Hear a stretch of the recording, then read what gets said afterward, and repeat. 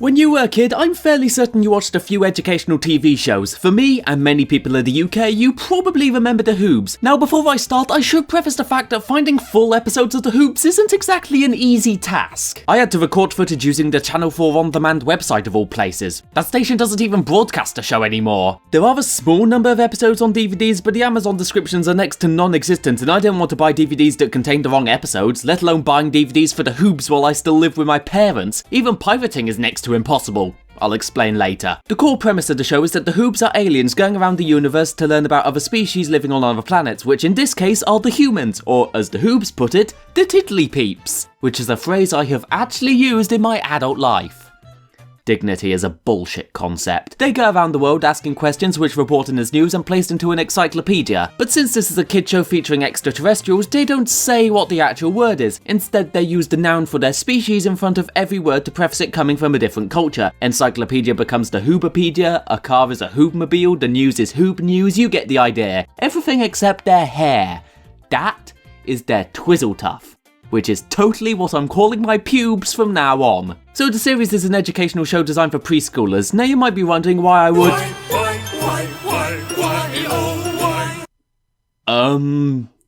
What the hell was that? What? Where is this coming from? Who is doing? Shut up already! Okay, so since this is a show based around education, of course questions are going to be asked. But the catch is, whenever one of the Hoobs says the words who, what, why, when, where, or how, these buggers called motorettes jump in and sing the previously stated word on repeat for about 10 seconds, then completely disappear. This is fucking hilarious. It happens so out of the blue multiple times per episode, and the delivery is so forced and emotionless it's making FedEx employees jealous. Believe it or not, there's actually a story function for the motorettes. The Hoobmobiles that the Hoobs drive in is powered by music, so the motorettes sing to get the wheels turning, but no one told them when to stop, so they just pop up like erections at a sexual harassment seminar. And it's not just the motorettes, the Hoobs get their own original song for every episode. Modern music wishes it could be this forcefully produced. So it's a kid show. I shouldn't be taking it seriously, but to be fair, the writers probably aren't taking it seriously either. I'm fairly certain most of you don't remember the show, let alone actually watched it, so I'm going to play a couple extracts from the first 2 episodes and tell me if the writers didn't get a little bit cheeky with the innuendo. I haven't laughed this much since the last time I played with my Hooble dangler. I always saw myself as a bit of a swinger. I'm busy finding out about soft and squidgy things on HoobNet. Now I found some soft and squidgy stuff that tiddly peeps play with. Oh, yeah. Look. Oh, hubba, that's Hooby Groovy. Yeah, I'll print that out. But when the show isn't trying to be immature, each episode asks a different question for kids to learn from, and credit to them, they don't pretend your child is an idiot.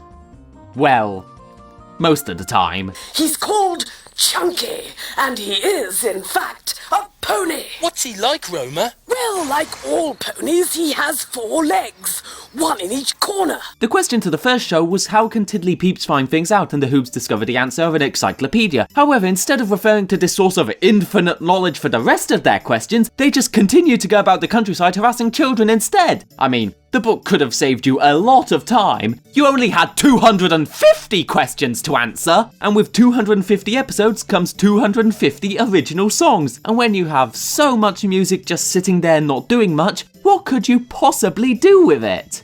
Well, you'd release it on iTunes, wouldn't you? I kid you not, the songs from this show were made into an album and released on iTunes. Twice! This is why I couldn't pirate the show. You type anything related to the Hoobs into Google and you will find their music long before you find any full episodes. Amazon Music, Google Play, you don't even need to type the word torrent to find the pirate websites for the album. Who the hell is downloading music from a kid show made 15 years ago? How many paedophiles do you know that are banking on nostalgia? Now before I go, there's just one more thing I'd like to cover, and that's the Hoobs themselves. Now I'm sure any alien is going to act weirdly with a different species, but just watch this clip and tell me you can't smell anything smoky. Oh, Hooble-doop either. Hooble-doop. I'm laughing at the monkey in this book. Monkeys are so funny. Can I have a look? There you are. Yeah, thank you. Right.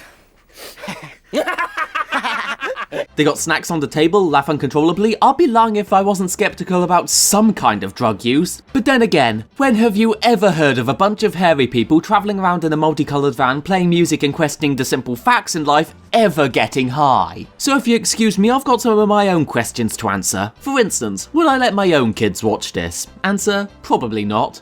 Reason? Why